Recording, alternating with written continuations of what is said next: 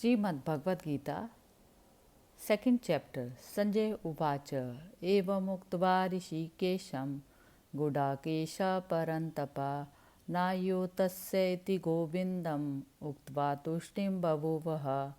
संजय बोले, हे राजन, निद्रा को जीतने वाले अर्जुन अंतर्यामी श्री कृष्ण महाराज के प्रति इस प्रकार कहकर फिर श्री गोविंद भगवान से युद्ध नहीं करूँगा यह स्पष्ट कहकर चुप हो गए।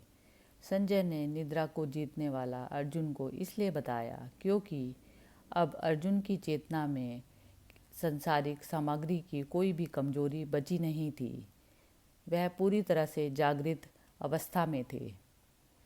तमुवाच ऋषिकेश प्रसन्नेव भारत सेनयो उभयोर्मध्ये विषिदन्तम् इदं वचः। हे भरतवत वंशी धृतराष्ट्र, अंतर्यामी श्री कृष्ण महाराज दोनों सेनाओं के बीच में शोक करते हुए उस अर्जुन को हंसते हुए से यह वचन बोले। श्री कृष्ण को हंसते हुए इसलिए बोला गया क्योंकि वह अर्जुन पूरी तरह से समझदार था। सब विषयों पर उसने जीत पाई हुई थी, लेकिन फिर भी इस समय वह मोह के से ग्रस्त हो गया था। श्री भगवान उवाच अशोच्यान वशोचस्त्वं प्रज्ञावान्दानश्च भारतस्य गतासूनश्च नानुशोचन्ति पंडिता। श्री भगवान बोले, हे अर्जुन, ना तू शोक करने योग्य मनुष्यों के लिए शोक करता है और पंडितों के से वचनों को कहता है, परंतु जिनके प्राण चले गए हैं उनके लिए और जिनके प्राण नहीं गए हैं उनके लिए भी पंडित जन शोक नहीं करते। भगवान अर्जुन को बोल रहे हैं, जो शोक करने के लायक नहीं हैं उन मनुष्यों के लिए तू शोक करता है। जिनके प्राण गए हैं उनके लिए और जिनके प्राण नहीं गए हैं उनके लिए भी शोक करना नहीं बनता। ना त्वेवाहं जातुनासं ना त्वं नेमे न जनाधिपा ना च एव न भविष्यामि सर्वे वयमतः परम।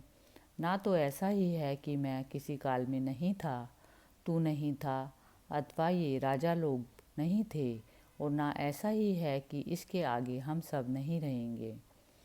भगवान कृष्ण अर्जुन को बता रहे हैं कि ऐसा नहीं है कि किसी भी काल में मैं नहीं था या तू नहीं था या ये राजा लोग नहीं थे। देहिनो अस्मिन् यथा देहे कौमारं यौवनं जरा तथा देहांतरपि प्राप्तिर्धीरे तत्र न मुह्यति। जैसे जीवात्मा की इस देह में बालकपन, जवानी और वृद्धावस्था होती है, वैसे ही अन्य शरीर की प्राप्ति होती है। उस विषय में धीर पुरुष मोहित नहीं होते। भगवान कृष्ण अर्जुन को बता रहे हैं कि जीवात्मा की इस देह में बालकपन, जवानी और वृद्धावस्था होती है। इसका मतलब यह है कि जो ये जीव है, इस शरीर में बालकपन, जवानी और वृद्धावस्था होती है और इसी प्रकार ये दूसरा शरीर हो जाता है, लेकिन चेतना वही रहती है।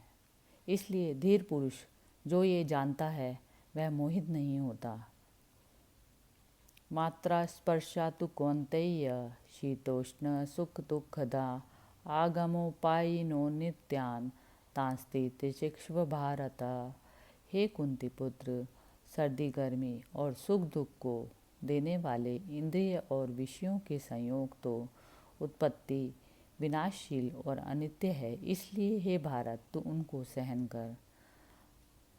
भगवान कृष्ण ने अर्जुन को कुंती पुत्र करके संबोधित किया। उन्होंने कहा, शरीर को सर्दी गर्मी लगती है, मन को सुख दुख लगते हैं और इंद्रिय और विषयों के संयोग से जो ये सभी सांसारिक भोग हैं वह सब कुछ विनाशशील और अनित्य हैं, इसलिए इनको तू सहन कर। यम ही नाव्यथ यन्त्यते पुरुषम पुरुषर्षभ सम दुख सुखम धीरम सो अमृत त्वाय कल्पते। क्योंकि हे पुरुष श्रेष्ठ, दुख सुख को समान समझने वाले जिस धीर पुरुष को ये इंद्रिय और विषयों के संयोग व्याकुल नहीं करते, वह मोक्ष के योग्य होता है।